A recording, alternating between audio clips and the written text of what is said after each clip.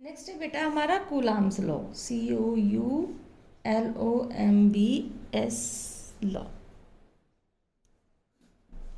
ठीक है, ये मैंने इंग्लिश में स्टेटमेंट लिखा हुआ है, हिंदी की बुक में भी स्टेटमेंट आपकी एनसीईआरटी की बुक या फिर जो भी आपके पास बुक है उसमें लिखा हुआ है।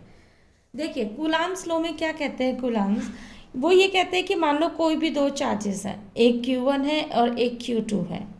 ठीक है, और ये स्टेशनरी कोई भी 2 पॉइंट चार्ज है। अब या तो ये चार्ज रिपेल करेंगे या फिर अट्रैक्ट करेंगे।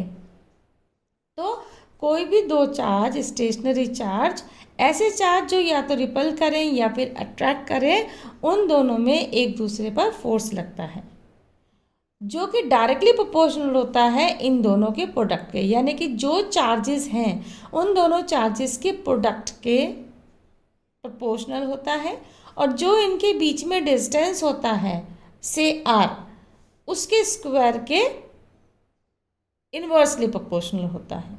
तो यही डेफिनेशन लिखी है कि कोई भी दो स्टेशनरी पॉइंट चार्जेस रिपेल और attract each other with a force which is directly proportional to the product of the charges and inversely proportional to the square of the distance between them।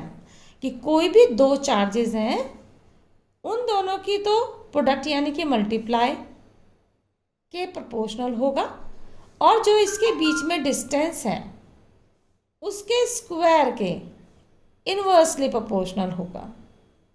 ठीक है, अब इस proportional sign का हम इसकी जो एक कांस्टेंट लिख देंगे, मान लो k। ठीक है, ये हमने k इसका एक कांस्टेंट लिख दिया k, और इसको क्या कहते हैं, इसको हम प्रोपोर्शनल कांस्टेंट कहते हैं।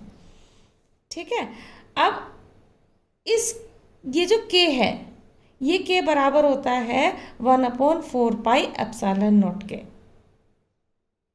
ठीक है, ये इसके हमारा क्या होगा, ये k नहीं है बेटा, ये f है। f इज इक्वल टू कितना होगा, k की वैल्यू कितनी होती है 1/4πε0 Q1 Q2 अपॉन R²। ठीक है, इसकी ये वैल्यू याद रखेंगे। k की जो टोटल वैल्यू कितनी होगी 9.0, ये इसकी वैल्यू होती है। ε0 की वैल्यू हमारी ये होती है। नहीं, आप इन वैल्यूज़ को जो है याद रखेंगे, इसलिए याद रखेंगे क्योंकि न्यूमेरिकल में ये आपको यूज़ करनी पड़ती है। अब ये ε0 को हम क्या कहते हैं, ये ε0 जो है ये हमारा ये जो ε0 है ये क्या है, ये permittivity of a free space है। ठीक है, और इसकी वैल्यू, ये पूरी वैल्यू सॉल्व करने के बाद f इज इक्वल टू 9.0 × 10⁹ आती है। इसे भी आप याद रखेंगे। ठीक, अच्छा एक बात और, जो एयर के लिए एप्सिलॉन है वो ε0 के बराबर होता है एयर में, और एप्सिलॉन जो है ये कितना हो जाएगा k∈0, इसको भी आप याद रखेंगे। ठीक, अब इसकी जो हमारा ये हमारा जो फोर्स है वो वेक्टर क्वांटिटी है।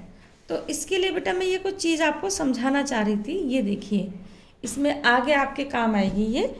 एक तो आएगा F12 का मतलब है कि मान लो कोई भी दो चार्ज हैं 1 और 2, हालांकि प्लस है ये, लेकिन 1 और 2 कोई भी दो चार्ज हैं। अब यदि आपका ये लिखा था कि F12, तो F12 का मतलब होता है, इसका मतलब होता है कि फोर्स ऑन 1 ड्यू टू 2, कि फर्स्ट वाले के ऊपर, इस वाले चार्ज के ऊपर फोर्स लगा हुआ हो, किसकी वजह से, 2 की वजह से। जिस पर फोर्स लगता है उसे पहले लिखते हैं, और जो लगाता है उसे बाद में। Means force on 1 due to 2।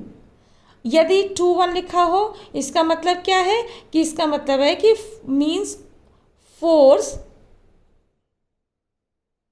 On 2 के ऊपर फोर्स 1 की वजह से। ठीक है, तो इस तरीके से। अब अभी मैंने बताया था वीडियो में कि ये एप्सिलॉन होता है। ठीक है, इसमें एप्सिलॉन में 3 तरीके के एप्सिलॉन होते हैं। एप्सिलॉन जो है एप्सिलॉन m के भी बराबर होता है, और ये एप्सिलॉन m जो है ये परमिटिविटी ऑफ अ मीडियम होता है, कहते हैं इसको। यदि एप्सिलॉन नॉट हो तो परमिटिविटी ऑफ फ्री स्पेस होता है। यदि एप्सिलॉन आर हो तो इसको हम रिलेटिव परमिटिविटी कहते हैं। ठीक है, और ये आपने रिलेशन पढ़ रखा है कि जो एप्सिलॉन आर है वो बराबर होता है एप्सिलॉन अपॉन एप्सिलॉन नॉट के। ठीक, इस रिलेशन को आप याद रखेंगे।